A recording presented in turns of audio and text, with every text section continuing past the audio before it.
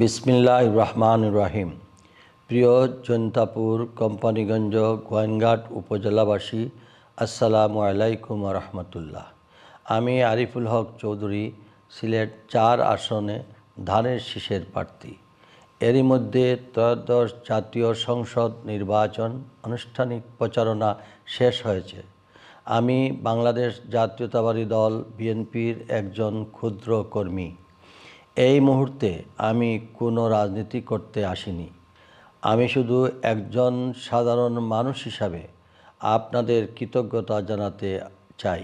নির্বাচন ঘিরে বিগত কয়েক মাস আমি আপনাদের ধারে ধারে গিয়েছিলাম ধানের শীষের প্রার্থী হিসাবে। আপনাদের সমর্থন ও ভোট প্রত্যাশা করেছি। আপনারা আমাকে যেভাবে কাছে টেনে নিয়েছেন, কথা বলেছেন, মতামত দিয়েছেন, দোয়া করেছেন, এর জন্য আমি সত্যিই কৃতজ্ঞ। কেউ সমর্থন করেছেন, কেউ প্রশ্ন করেছেন, কেউ এলাকার উন্নয়নের দাবি জানিয়েছেন, কেউ সমালোচনা করেছেন।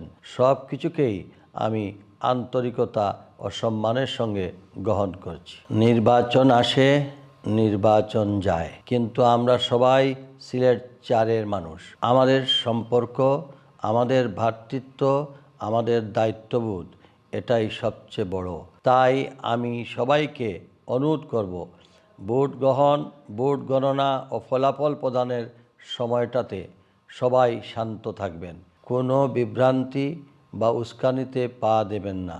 ভোট দেওয়া আপনার অধিকার, সেই অধিকার ব্যবহার করবেন নিজের বিবেক দিয়ে, দেশের ভবিষ্যতের কথা ভেবে, এলাকার মানুষের কল্যাণের কথা মাথায় রেখে।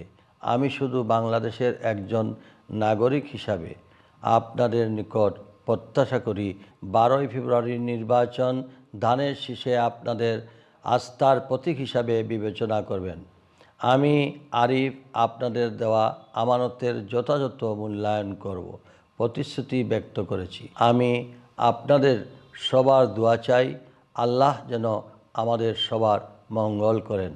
জৈন্তাপুর, কোম্পানীগঞ্জ ও গোয়াইনঘাট উপজেলার সর্বসাধারণকে যেন মহান আল্লাহ তাআলা নিরাপদ রাখেন। আসসালামু আলাইকুম ওয়া রাহমাতুল্লাহ।